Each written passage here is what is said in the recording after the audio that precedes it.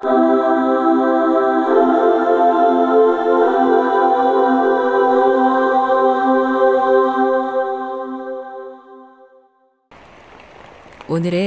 사연 시작합니다. 안녕하세요. 저는 33살의 인테리어 디자이너예요.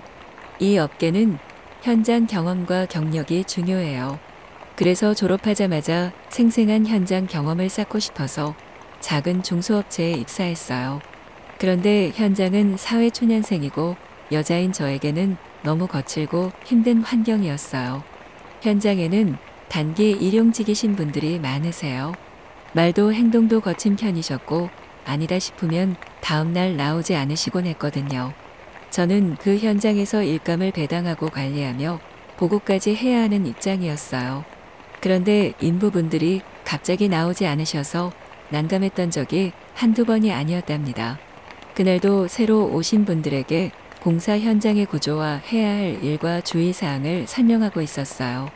그런데 한 남자분이 질문이 있다고 하시더라고요. 나이가 몇이냐, 남자친구하고는 어디까지 가봤냐라며 질문을 하는데 불쾌하더라고요. 그런데 티를 내면 또 일을 안 하고 나가겠다고 할까봐 아무 말도 못하고 있었어요. 그때 한 젊은 남자분이 나이도 있으신 분들이 왜 그러시냐고 어서 일이나 합시다라고 하는 거예요. 난감한 상황에서 눈을 질끈 감고 있다가 보니까 오늘 처음 인력시장을 통해 오신 젊은 남자분이더라고요. 그 순간 그 남자분이 구세주 같고 너무 고맙더라고요. 고마운 마음을 전하기 위해서 커피 하나를 사들고 그 젊은 남자분을 찾아갔어요. 그 남자분은 페인트 작업을 하고 있는데 온몸에 땀이 흥건할 정도로 쉬지 않고 열심히 일하고 계시더라고요. 현장에서 일하시는 분들은 땀방울의 정직함을 믿고 하루하루 열심히 사시는 분들이라 그 땀의 의미를 잘 알고 있어요. 사실 저희 아버지도 막노동을 하시면서 저희 3남매를 키우셨기 때문에 더더욱 그분들의 마음을 잘 알고 있죠. 아까 도와주셔서 감사했다며 캔커피를 건네자 그 남자분이 지저분한 손으로 받아 미안하다며 어쩔 줄 몰라 하시더라고요. 괜히 더 부끄러워지실까봐 감사의 인사만 전한 후 자리로 돌아왔어요. 다른 직원으로부터 그 남자분의 얘기를 듣게 되었는데 군 제대 후 복학하기 전까지 잠시 알바를 하는 중이라고 하더라고요. 3개월이라는 총 공사기간 내내 그 남자분은 하루도 거르지 않고 현장에 나와 일하셨어요.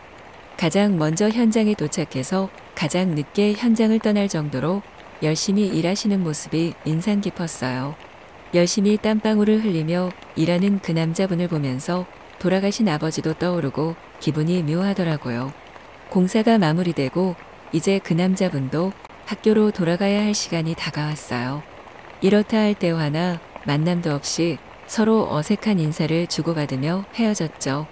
그렇게 5년이라는 시간이 흘렀어요. 그동안 저는 크고 작은 경력을 쌓으면서 인테리어 디자이너로서 인정을 받게 되었고 얼마 전에는 창업도 하게 되었어요. 물론 그동안 일만 했던 것은 아니고요.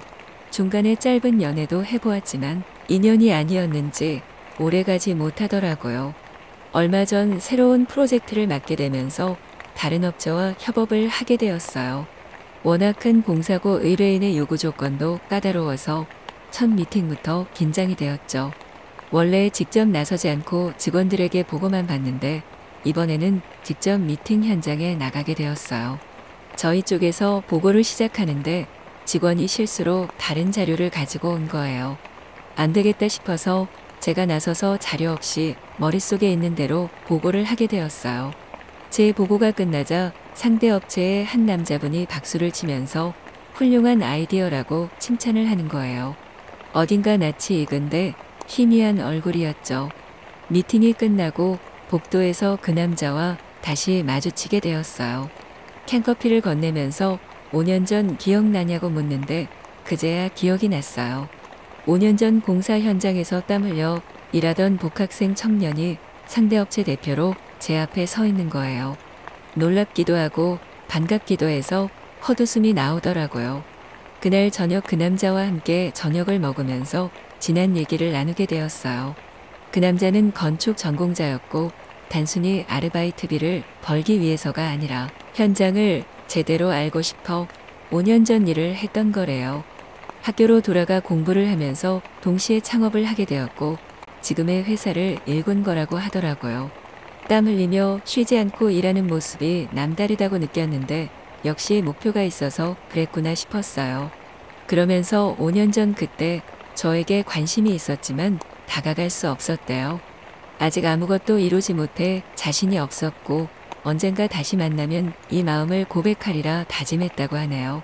문득 5년 전 그때 내 마음은 어땠나 떠올려 보게 되더라고요. 세상 물정 몰라 순수했었죠. 하지만 지금은 세상 때가 많이 묻었나 봐요. 느닷없는 고백에 진정성이 있는가 묻게 되더라고요. 지금은 일이 더 중요하다며 거절을 했죠. 그랬더니 그 남자가 자신에게 시간이라는 기회를 달라고 하더라고요. 그날 이후로 그 남자는 매우 적극적으로 다가오기 시작했어요. 싫은 것은 아닌데 좋은 것도 아닌 그 남자에 대한 제 감정은 애매했어요. 관심이 부담이 되는 것은 순간이라고 공과 사는 구분하시라고 말했죠. 그러자 그 남자가 좀 자중하더라고요. 그러면서 5년 전 공사 현장에서 일에 집중하던 모습 그대로 팔을 걷어붙이고 땀을 흘려가며 열심히 작업을 하더라고요. 한 걸음 물러서서 그 남자를 바라보게 되었어요. 생각보다 꽤 괜찮고 겉과 속이 같은 순수한 사람이라는 것을 알게 되었어요.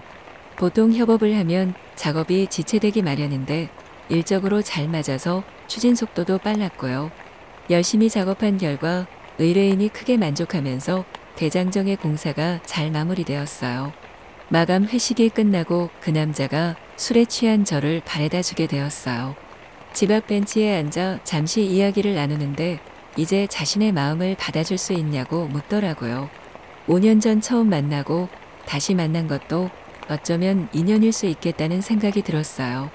무엇보다 함께 일을 하면서 가까이에서 지켜보니까 믿음을 줄 수 있는 사람이라는 생각도 들었고요. 고개를 끄덕이자 그 남자가 환호하며 저를 와락 끌어안더라고요. 그 품이 얼마나 넓고 따뜻하던지 오래오래 기대고 싶다는 생각이 들었어요.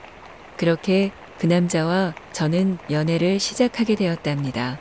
같은 분야의 일을 하다 보니까 대화도 잘 통해서 좋더라고요.